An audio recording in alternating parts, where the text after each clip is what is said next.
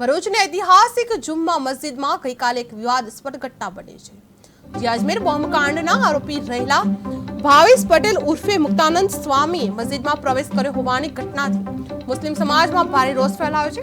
ચક્રધર સ્વામીના અનુયાયીઓ સાથે તેઓ મસ્જિદમાં આવ્યા હતા અને મસ્જિદના પવિત્ર સ્થાનોમાં ચપ્પલ પહેરીને પ્રવેશ કર્યો હોવાનો પણ આરોપ લગાવવામાં આવ્યો છે। મુસ્લિમ સમાજે કડક કાર્યવાહી અને આગળથી આવો પ્રવેશ ન થાય તેની માટે તંત્રને આવેદનપત્ર આપવામાં આવ્યું હતું। સમગ્ર મામલે સમાજમાં શાંતિ જળવાઈ રહે તે માટે તંત્રની જવાબદારી હવે વધુ ભારે બની રહી છે।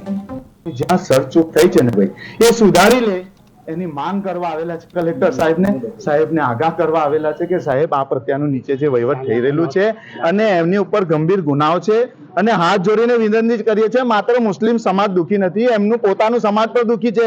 કોણ ચાહે કે આજે મારો જવાન દીકરો ધમાલમાં કે કોઈમાં નામ આવી જાય ને જેલ ભોગવતો થઈ જાય? એના પરિવારનું કોઈ નહીં વિચારે। દંગા ફસાદમાં કોઈની દુકાન સરકશે, કોઈને બનાવ બનેલા છે, 2000 પછી ભરૂચમાં એવો બનાવ બનેલો છે, ત્યાર પછી શાંતિ પ્રિય છે, પણ એ જેટલા સમય અંદર હતો ને એટલું શાંતિ જ્યારથી આવ્યો છે પાછા આવા સમયના ભણકારા વાગે છે અને એ ભણકારા આપણે નજરઅંદાજ ના કરાય। એ ટ્રસ્ટ હોય કે ભરૂચના નાગરિક હોય કે પોલીસ પ્રશાસન હોય, બસ એ જ માંગ સાથે કલેક્ટર સાહેબનું ધ્યાન દોરવા માટે આજે અમે અહીં આવેલા છે। માંગ છે કે આવા માણસને ન્યુસન્સને સમાજથી તમામ સમાજથી દૂર કરો। બસ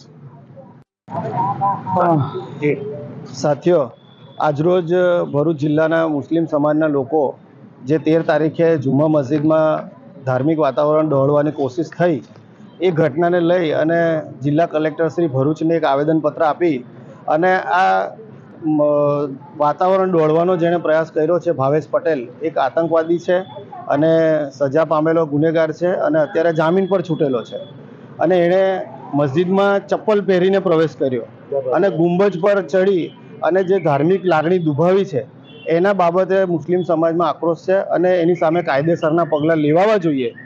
એને સજા થવી જોઈએ અને એની પર FIR થવી જોઈએ। બીજી એવી એમની જે માંગણી છે એ વ્યાજબી છે અને અમે ભારત મુક્તિ મોરચા, બહુજન ક્રાંતિ મોરચા અને આખા દેશવ્યાપી જે સંગઠન છે એના વતી ભરૂચના મુસ્લિમ સમાજની સાથે આ આવેદનપત્રને અમે સમર્થન આપીએ છીએ।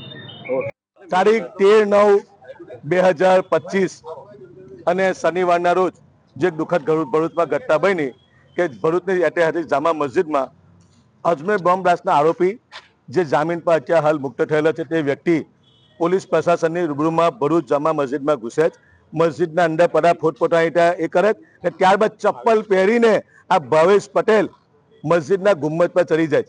એનાથી અમે સમસ્ત ભરૂચ જિલ્લાના મુસ્લિમ સમાજ